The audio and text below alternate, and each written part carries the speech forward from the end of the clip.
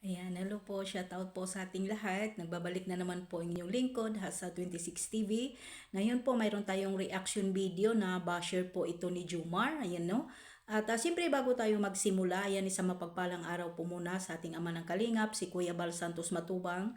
At siyempre po sa Kalingap Striker, shoutout po sa inyong lahat. Hindi ko na po kayo maisa-isa, shoutout po sa inyong lahat. At siyempre po sa ating mga kaibigan po dito sa social media. Ayan po, supporters ng Team Kalingap, shoutout po, sponsor, shoutout po sa inyong lahat. Ayan, advance, Happy New Year po sa ating lahat. Ayan, at dito po ay may nakita po ako dito sa isang comment po, no? Ayan, si Rosly, ayan po, Gansana. Ayan, at syempre po ay parang napaka ano po, no? Kunti lang po ang babasahin natin dahil po mataas po ang kanyang comment, no? Patungkol nga po kay Kalingap Jomar. Ayan po, ayan, 'di ba? Napakasinungaling mong tao, Jomar. Wala ka man yakis, wala ka man yakis konsensya sa isang tao na napakamartir mo. Sayo sana ma-realize mo, Jomar, ayan na ang ginawa mong mali, ang laki mong kasalanan sa Diyos. Yun ba, Jomar, pinalaki ka sa magulang mong sinungaling. Ayan po, ang sana, ayan po, makatulog ka ng mahimbing. Ayan, hindi ko na po babasahin lahat, no? Makatulog ka ng mahimbing. Sana po, napakasinungaling mo, manggagamit ka. Ayan po, magsabi ka ng katotohanan para makatulog, hindi, para, buti nakatulog ka pa ng mahimbing sa kasinungalingan mo. Totoo naman, ang sinasabi mo, ginagamit mo lang ang lahat ng mga supporters ng Jomcar, Kalingap, supporters, mga sponsor para makuha mo ang gusto mo. Alam naman natin sa simula't simula pa lang, tertiary lang po ang pinapakita ninyo. Iyan. At isa pa po, sana ay tigilan mo na ang pagsisinungaling sa harapan ng kamera, magpakatotoo ka, maniwala pa ako sa iyo, Jomar, okay? Ayan na po ang sinasabi po kasi niya dito mga Kalingap ay ang pangluluko daw po niya kay Carla at pangluluko po sa mga sponsor at ginagamit lang daw po ni Kalingap Jomar ang mga sponsor para makuha yung gusto niya at hindi naman po talaga totoo daw na nagkaroon po sila ng relasyon sa totoong buhay ni Carla. Patuloy pa rin daw po ginagamit ni Carla o ginagamit ni Jomar, ang mga sponsor at siyempre po si Carla dahil alam ni Jomar na magagamit pa po daw niya si Carla dahil sikat si Carla kaysa kay Jomar. Yun po yung ibig sabihin. At ito po ang aking reaction, no? Galing po ito. Ito po, Lula, no? Masabi ko lang po sa iyo, Lola, magbago na po tayo kasi 26 na po. Ayan, Rosly. Ayan, kay Rosly, no? Madam Rosly, ang masasabi ko lang po, kung ano man po, kung wala naman po tayong nakitang ebidensya or nagpapatunay na talaga po bang nangluluko nga po ba talaga si Kalingap Jomar sa mga sponsor or ginagamit po ba o nagpapanggap, no? At patungkol naman po sa kanilang dalawa, no? Sa relasyon po nila, maniwala na lang po tayo dahil si ano naman po ang nagsasabi at inannounce naman po nila na may relasyon nga po ang dalawa, si Kalingap Jomar at si Carla. Para sa akin po, mananiniwala po ako dahil si ano naman po ang nakakaalam, si Karab naman po ang nakakaalam ng lahat, hindi naman po yata papayag si Kalingap Rab na lulukuhin po si Carla.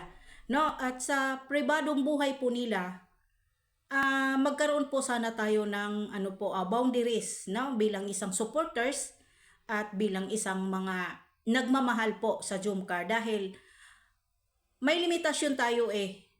Ang iniidolo po natin, hindi po natin kailangan personilin. 'Di ba? Kasi fans lang po, supporters, ganon.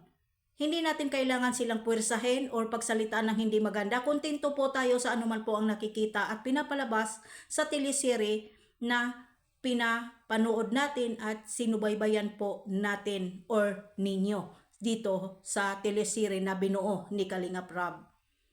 Kung mamimersonal naman po kayo, kung ayaw po ninyo kay Jomar, huwag kayong magsalita ng ganyan dahil mismo na po si Kalingap Arab nagsasabi na walang girlfriend at isa na po yan nagpapatunay si Kuya Bal Santos Matubang. Kung inyong marapatin po, nabalikan po yung nakaraan na in-interview po si Jomar ni Kalingap ni Kuya Bal na wala siyang girlfriend, wala siyang anak at wala siyang sinasaktang tao. Diba? Maniwala tayo doon. Pero bakit ito kay si Rosely? Parang akala mo magulang, akala mo siya yung may-ari ni Carla, no? Diba? Kaya kung ano man lang po ang nakikita natin, kontento na tayo doon. Hindi na tayo lumampas doon. Kaya kung ano man po ang mga problema nila yun.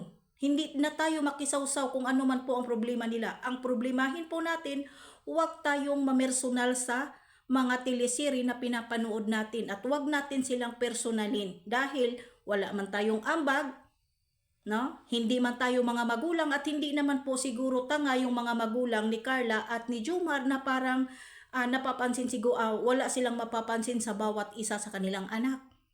'Di ba? Huwag ninyong sabihin na sikat si Carla, sikat si Jomar. Parehas po naman po sila na sikat dito sa social media. Mag-boom po ba ang Jomcar kung hindi sila parehas na nakikilala sa social media bilang isang beneficiary ni Kalingap Rab, si Carla? Charity vlogger po si Kalingap Jomar. Hindi naman po siguro maiwasan na may magmamahal po na mga sponsor kay Kalingap Jomar. No? Hanggang doon lang po sana. At yung mga sinasabi po ninyo na gamit-gamit something what happened kung ano yung mga panggagamit ni Kalingap Jomar, wala tayong proof. Puro haka-haka lang po tayo. Dahil sa totoong buhay po, hindi po patay gutom si Kalingap Jomar. Hindi po naghihirap si Kuya Jomar. Hindi po umaasa sa YouTube si Kuya Jomar. Hindi po umaasa ang pamilya ni Jomar sa kanya pong kita sa YouTube. Kung marapatin po ninyo, balikan ninyo ang nakaraan kung ano nga po ba ang pinagkikitaan po ng mga magulang, ate, kapatid ni Jomar or magulang niya. No? Huwag natin silang pangunahin mga kalingap. Huwag natin silang pangunahan kasi tayo nga po sa sarili natin ay naghihirap tayo. Di ba? I-connect po natin yung sarili natin. Bakit nga po ba natin nasabi ito? Ako nga, wala nga akong kakayahan. Bakit ko pa kailangan pang manira ng kapwa? Ganun lang po yan, no, mga kalingap. Huwag natin siraan ng isang tao. No? Dahil hindi natin sila kilala, si Jomar hindi natin kilala. Maniwala na lang po tayo sa sinasabi po ni Kalingap Rab. Bawal po makipagsyuta na may syuta ng iba. 'Di ba? Yan lang po, hanggang dito na lang po. Maraming salamat po sa lahat and God bless. At please po like and share, and sa hindi pa po nakasubscribe sa aking YouTube channel, please subscribe na po sa 26 TV. God bless po. I love you.